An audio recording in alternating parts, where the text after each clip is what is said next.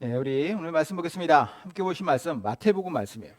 마태복음 13장 1절에서 9절 그리고 18절에서 26절까지 말씀입니다. 한 절씩 교독하죠. 그날 예수께서 집에서 나가사 바닷가에 앉으시매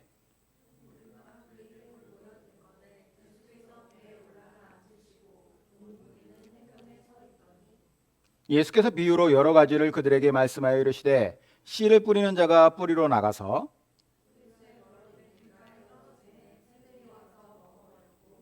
더러는 흙이 얕은 돌밭에 떨어짐에 흙이 깊지 아니하므로 곧 싹이 나오나 더러는 가시 떨기 위에 떨어짐에 가시가 자라서 기운을 막았고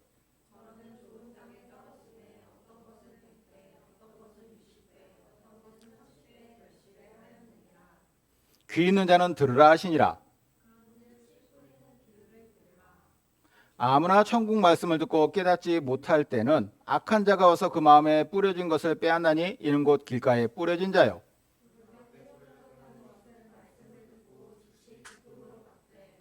그 속에 뿌리가 없어 잠시 견디다가 말씀으로 말미암아 환난이나 박해가 일어날 때에는 곧 넘어지는 자요.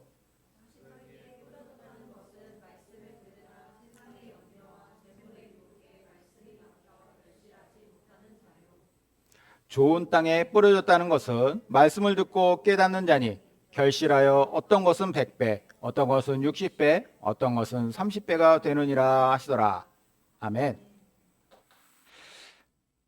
오늘 말씀은 예수님께서 말씀을 가르치실 때 아주 자주 사용하셨던 비유라고 하는 방식으로 가르쳐 주신 말씀이에요.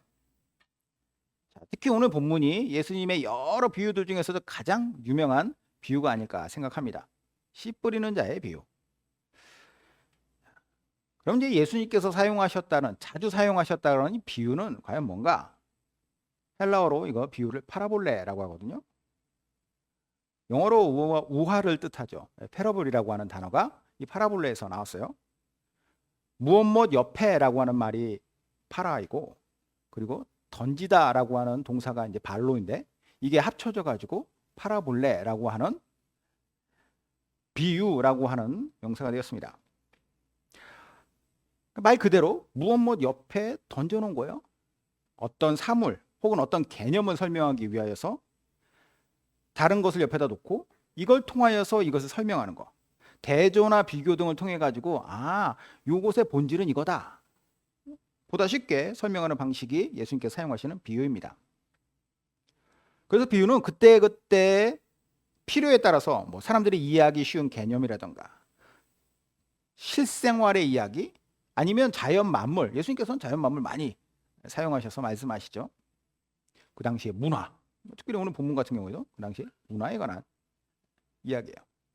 자, 이걸 염두에 놓고 우리가 오늘 말씀 보겠습니다. 자, 예수님께서 사람들에게 어떤 개념을 분명하게 가르치기 위해서 오늘 이 비유를 사용하십니다. 자, 그 비유는 이렇게 시작해요. 그날 예수께서 집에서 나가사 바닷가에 앉으시매 큰 무리가 그에게로 모여들거늘 예수께서 배에 올라가 앉으시고 온 무리는 해변에 서 있더니 예수께서 비유로 여러 가지를 그들에게 말씀하여 이르시되 씨를 뿌리러 나가서 뿌릴세라고 시작을 합니다. 자, 가장 먼저 들어오는 거 그날이라고 하는 시기가 나오고, 그리고 집에서 나가사 바닷가에 나가셨다라고 하는 장소가 나옵니다. 바닷가는 일단 그렇다 치고 이 날이 어떤 날이냐, 앞장으로 가보면 이 날이 어떤 날인지에 대한 기록이 나와 있죠.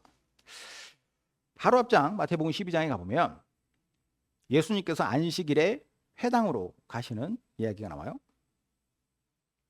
그러니까 하루가 지나지 않았기 때문에 그날이 바로 안식일이었습니다. 유대인들은 우리가 주일날 이렇게 교회에 모여가지고 예배 드리는 것처럼 안식일, 그들로 치면은 이제 토요일이죠. 토요일에 회당이라고 하는 곳에 모여서 랍비들의 가르침을 받습니다. 자, 사람들이 다 회당에 모여 있는 거예요. 동네 사람들이 다. 예수님도 이런 안식일에 회당으로 가셨고 거기서 사람들이 예수님을 봤습니다. 그리고 예수님을 시험하러 들였어요. 자, 어떻게 시험하느냐? 한쪽 손 마른 사람, 그러니까 한쪽 손이 덜 자랐거나 아니면 어떤 사고를 당했거나 해서 장애를 가진 사람이 있었는데 자, 이 사람을 데려와서는 이렇게 물어봅니다. 이 사람을 오늘 이 안식일에 고쳐주는 것이 과연 옳습니까? 이렇게 물어봐요. 그들은 이미 안식일의 여부에 상관없이 예수님께서 사람들을 막 고쳐주고 계신다는 사실을 알고 있었습니다. 그래서 일부러 회당 안에서 많은 사람들이 보고 있는 가운데서 이 사람이 안식일의 규정을 어겼다라고 예수님을 공격하기 위한 그러한 함정을 판 거죠. 다 아세요, 예수님도. 그이도 당연히 아시죠. 그래서 뭐라고 말씀하시느냐? 안식일에 선을 행하는 것이 옳으냐, 그러냐? 안식일에 선을 행하는 것, 선한 일이 하나님께서 원하시는 것이 안식일에는 선한 일이건 나쁜 일이건 모든 것 다 하면 안 된다라고 하신 것이 같으냐? 이렇게 물어보시는 거죠. 그 말씀과 함께 그 사람의 손을 고쳐주세요. 그러니까 이제 바리새인들이 이거 뭐라고 할 수도 없고 속으로 이를 부득부득 갈죠. 그러거나 말거나 예수님은 또다시 귀신 들려서 앞 못 보고 말 못하는 사람을 고쳐주십니다. 자, 이걸 본 바리새인들이 참지 못하고 이게 비아냥돼요.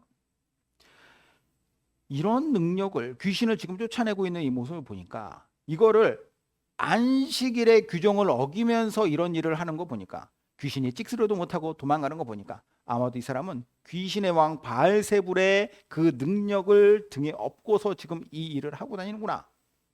이렇게 예수님을 폄하하죠. 얼마나 가증스럽고 악한 말입니까? 그들에게 예수님께서 아주 유명한 말씀하세요. 이 독사의 자식들아, 너희들은 악하기 때문에 너희 속에 그 악한 마음이 겉으로 드러나는 말로도 지금 악하게 나오는구나. 이렇게 그들을 책망하십니다. 아주 혼쭐이 났어요.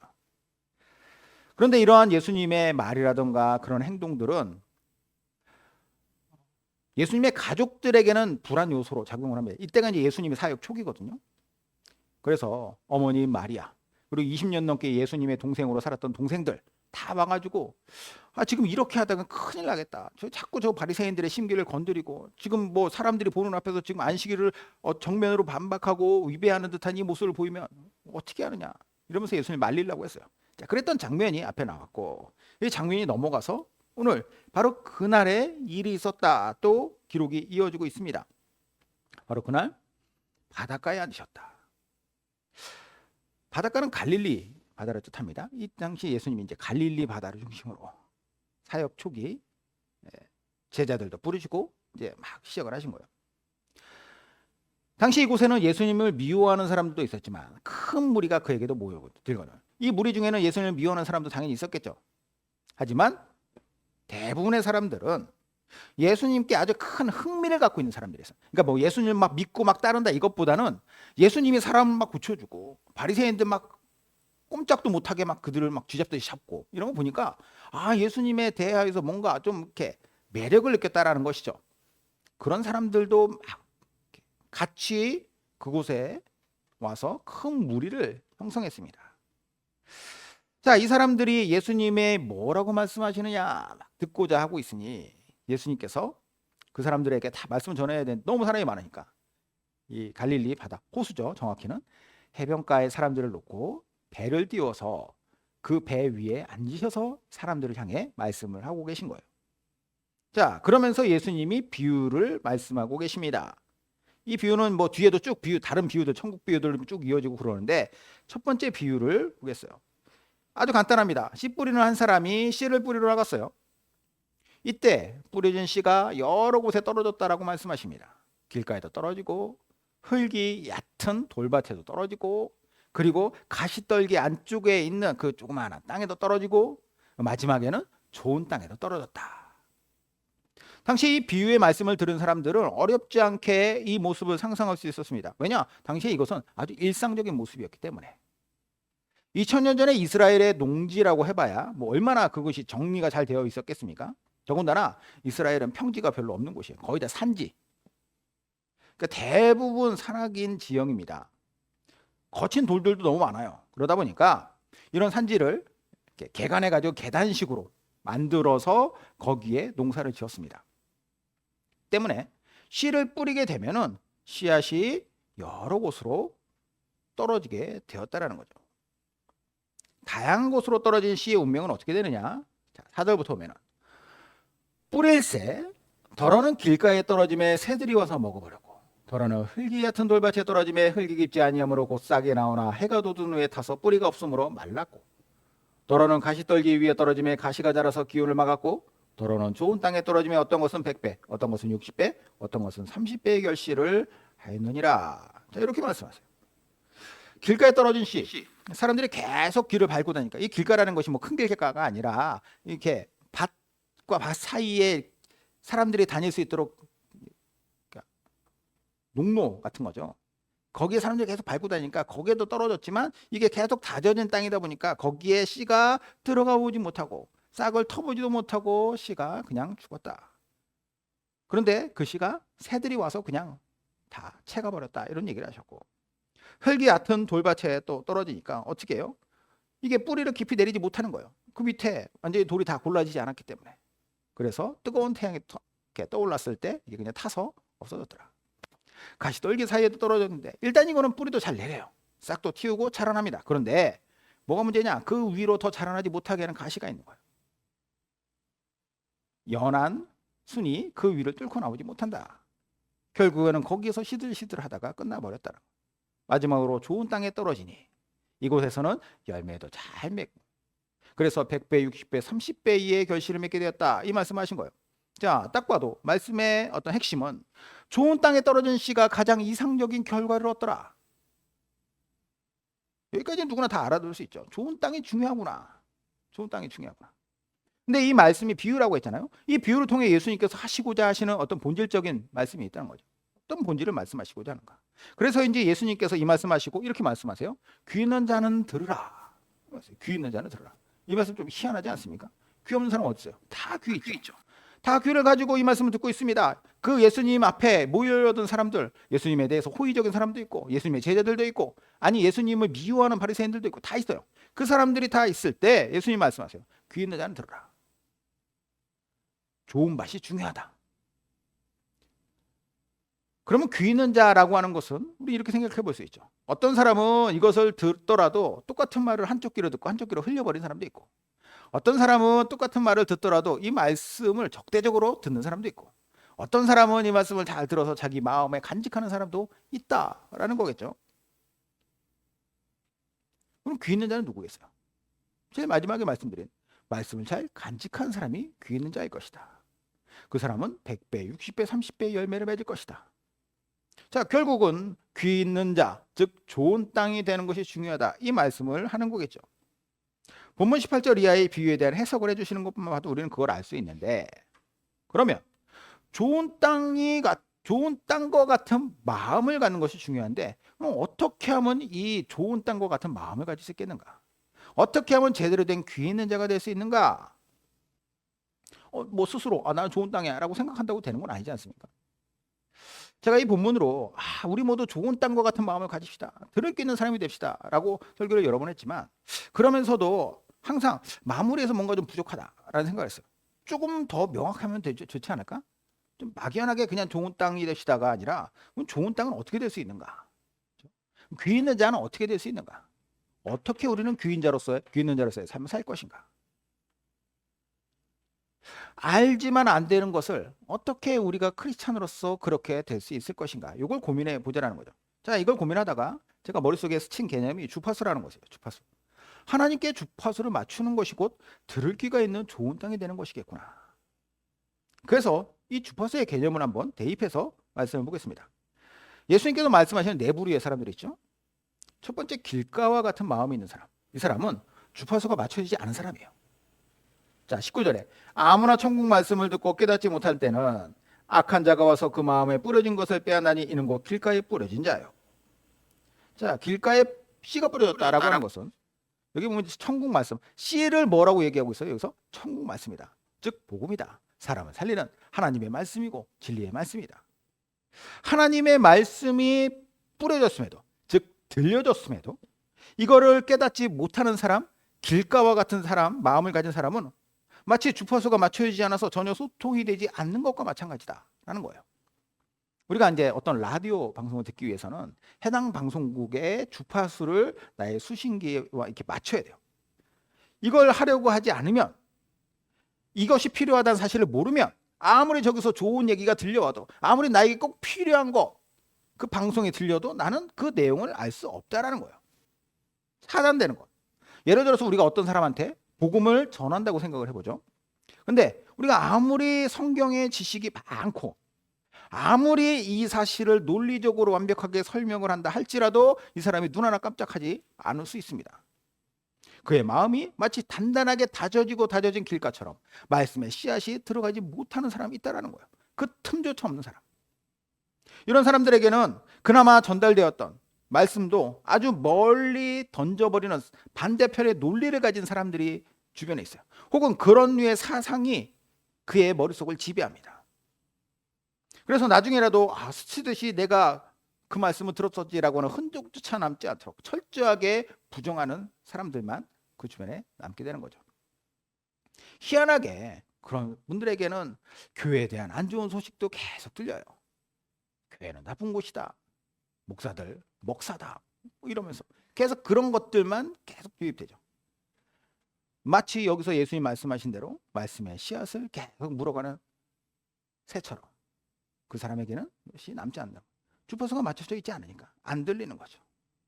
예수님 시대에 이런 대표적인 사람이 바리새인들이었습니다. 의외죠.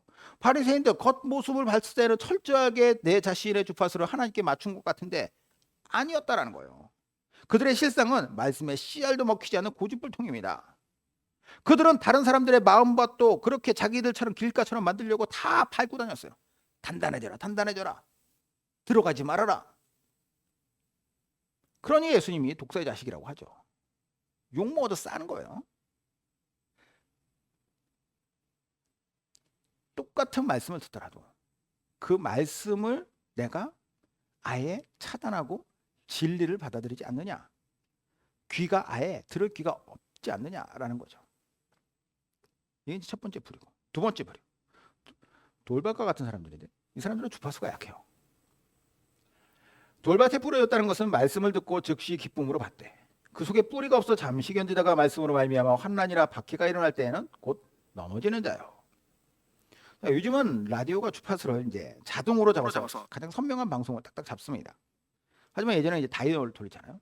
이렇게 돌리든지 아니면 뭐 이렇게 돌리든지 돌려가지고 잡아요. 설사 주파수가 잘 맞았다 할지라도 이게 수신을 방해하는 외부 자극이 막 생기면 잘 들리던 것도 잘 안 들리게 됩니다. 예전에 저희 집 TV가 이랬어요. 제가 한 7살 때부터인가 제주도에서 한 3, 4년을 살았는데 제주도는 아시는 것처럼 바람이 엄청 많이 부는 섬이죠. 특히 제가 살던 곳이 모슬포라고 바닷가에서 가까운 곳인데 바람이 엄청 많이 불었어요. 이 당시에 TV를 보려면 뭐 요즘처럼 이렇게 뭐 유선으로 되어 있어가지고 된 게 아니라 VHF 안테나 얼핏 보면은 약간 빨래 건조대 같이 비슷하게 생긴 그런 알루미늄으로 된 안테나가 있는데 그게 지붕에 딱 서 있는 거예요. 이 알루미늄 안테나가 가볍고 막 그러다 보니까 잘 단단하게 매놨어도 바람이 많이 불고 그러면 이게 돌아갑니다. 그런 날은 집안에서 도무지 TV를 볼 수가 없어요. 조금씩 화면이 지직거리고 소리도 막 그러다가 나중에는 아예 안 보이고 안 들리게 됩니다. 그럼 어떻게 하느냐? 아버지가 지붕에 올라가요. 그래서 돌아가는 안테나 이리저리 맞춰보시고 그러면서 이제 저한테 물어보죠. 나오냐? 다시 전파를 잡으려고 하는 거예요. 근데 희한한 건 처음처럼 돌아가기가 참 어려워. 한차름을 씨름하다가 결국은 그래 그냥 바람 부느냐 우리는 그냥 보지 말자. 자, 제가 이 이야기를 하는 이유가 있어요.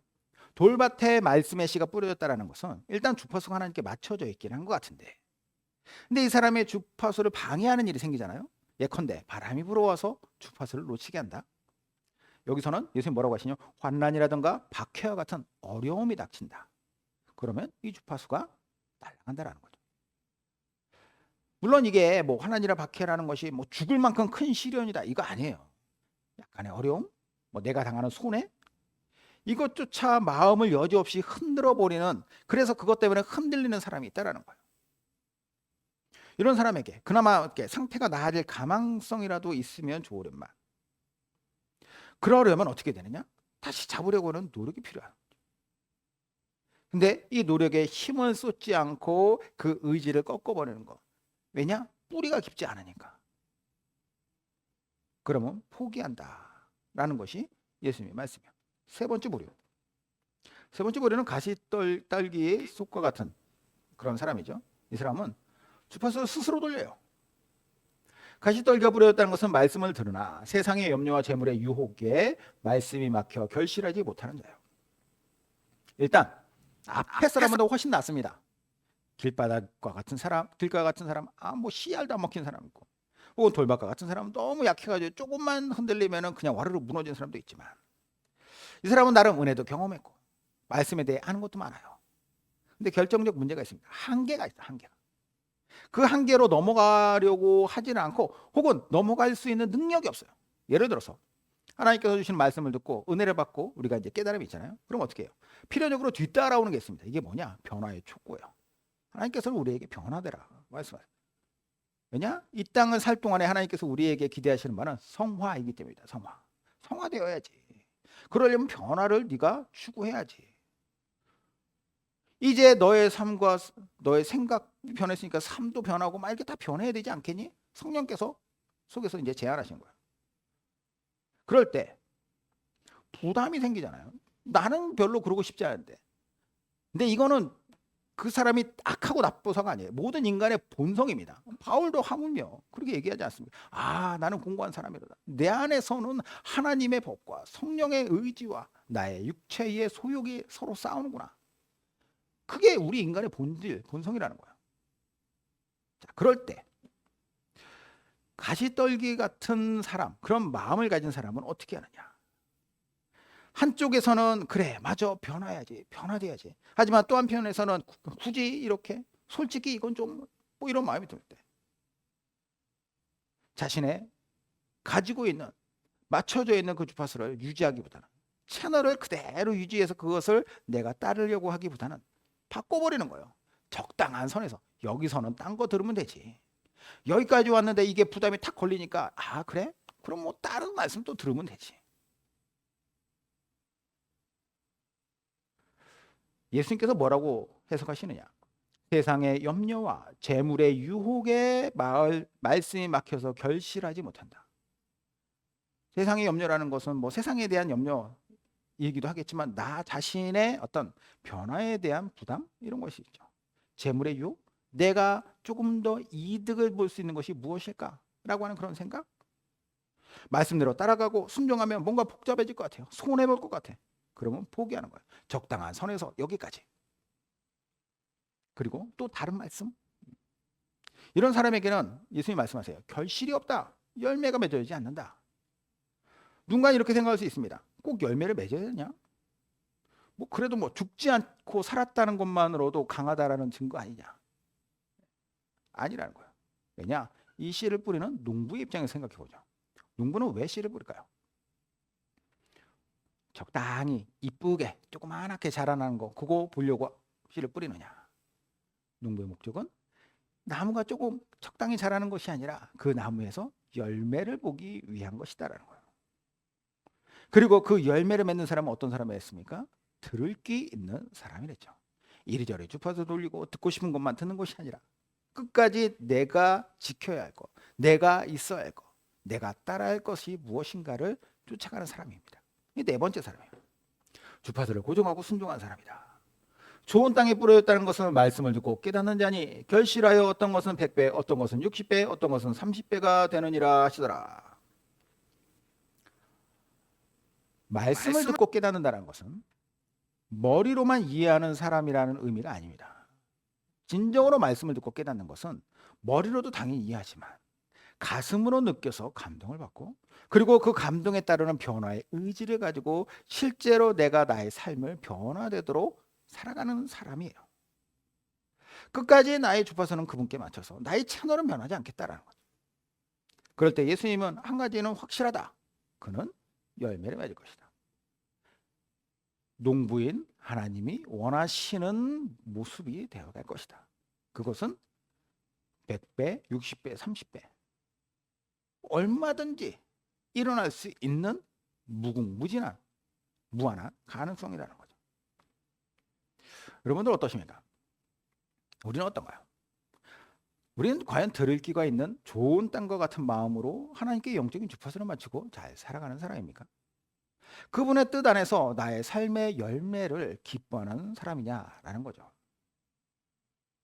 분명한 것은 예수님께서 말씀하신 의도는 너희가 다 좋은 땅이 돼야 된다라고 말씀하시는 겁니다. 우리가 이 땅 가운데서 좋은 땅으로 살아가고, 그래서 나중에 주님을 뵈옵는 그날에는 주님께서 우리에게 뭐라고 말씀하시기를 원하십니까? 너를 위해서 그렇게 많은 말씀을 내가 준비하고 그렇게 너의 변화를 기대하였지만 너는 왜 이렇게 뺀질대니? 참 감당하기 힘들었다. 그 말씀을 듣는 것이 아니라 네가 정말로 착하고 순종하는 충성된 종으로서 나를 위하여 영광을 위하여 살았으니 그걸 통해서 내가 영광을 받았고 내가 기뻐했으니 정말로 너는 내 천국잔치에서 나와 함께 영광의 삶을 살기에 합당한 자로다. 이게 앞으로 제가 들을 말이고 여러분 모두가 함께 들을 하나님의 말씀이어야 하지 않겠습니까? 이를 위하여 우리의 마음이 늘 좋은 땅이 되고 하나님 안에서 들을 끼는 자 되어서 영광스러운 주님의 귀한 백성의 삶을 살아가시기를 주님의 이름으로 축원드립니다. 아멘. 기도하겠습니다.